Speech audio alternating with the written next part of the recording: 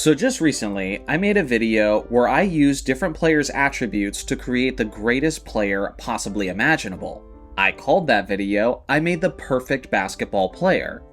Among his attributes were the size of George Marathon, the speed of Derrick Rose, the leaping ability of Vince Carter, and so on. It was a fun thought exercise that made us think, what would be the characteristics of a player if he was the perfect basketball player? The thing is, I can only use a specific player once, so I couldn't say use Michael Jordan's footwork and his fadeaway jumper. He could only have one or the other. So then this viewer in the comment section made this brilliant suggestion, and thought I should do the same exercise, but in the opposite direction. What would be the attributes of a player if we made the worst basketball player imaginable? The more I thought about this, the more hilarious it became. So I'm excited to share the attributes with you guys, and see where you agree or disagree. To start things off, if I was to create the worst basketball player of all time, he would have the height of Muggsy Bogues, who set the NBA record for being the shortest basketball player of all time, standing at only 5 foot 3 inches tall. He would have the wingspan of Spud Webb, who was also a shorter basketball player and definitely a defensive liability. He would have the frame of Oliver Miller, who was famously one of the heaviest players to ever play in this league.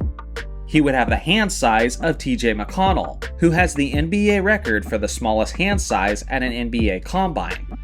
He would have the speed of slow-mo Kyle Anderson, who is very methodical and is a quality player in his own right, but man, does he move slow. He would have the strength of Kevin Durant, who famously couldn't even lift the bar at the NBA combine. He would have the physicality of Karl Anthony Towns, the flopping of Vlade Divac, and the body control of JaVale McGee. He would have the turnover frequency of Karl Malone, and he would have the disgusting shooting form of Chuck Hayes, who has essentially the Charles Barkley golf swing of basketball shooting forms. He would have the ball handling skills, or lack thereof, of Rudy Gobert. He would have the three-point shooting of Ben Simmons, the mid-range shooting of Joakim Noah, and the dunking ability of Steve Nash. He would have the free throw shooting of Ben Wallace, who is statistically the worst free throw shooter of all time. He would have the passing skills of Yinka Dare, and if you have no idea who that guy is, you might want to look into him and you'll quickly understand why he takes this attribute. He would have the rebounding ability of Brook Lopez, the perimeter defense of Damian Lillard, and the interior defense of one of the greatest busts in basketball history, Anthony Bennett. He would have the shot blocking of George Zedek, who was an NBA center standing 7 feet tall, yet averaged a career 0.1 blocks per game. He would have the durability of Bill Walton, who was notorious for breaking more easily than a graham cracker. He would have the stamina of Boban Marjanovic. He would have the public relations of Charles Barkley, who was always getting in trouble during his playing career. So in other words, he wouldn't be a role model. He would have the confidence of Kwame Brown, or lack thereof. He would have the leadership of Scottie Pippen, and the coachability of Latrell Sprewell, who famously did really well with his head coach. He would have the attitude of Rasheed Wallace, picking up technical fouls and getting ejected with extreme regularity. He would have the explosive temper of Ron Artest, who famously has some of the most ugly moments of basketball history on his resume.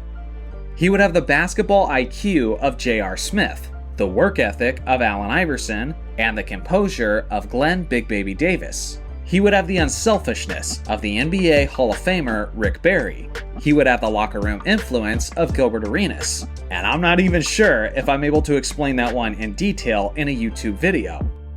Just to add insult to injury, he would have the dancing skills of Mark Madsen, he would have the playoff clutch gene of James Harden, and he would have the clutch shot making of Roy Hibbert.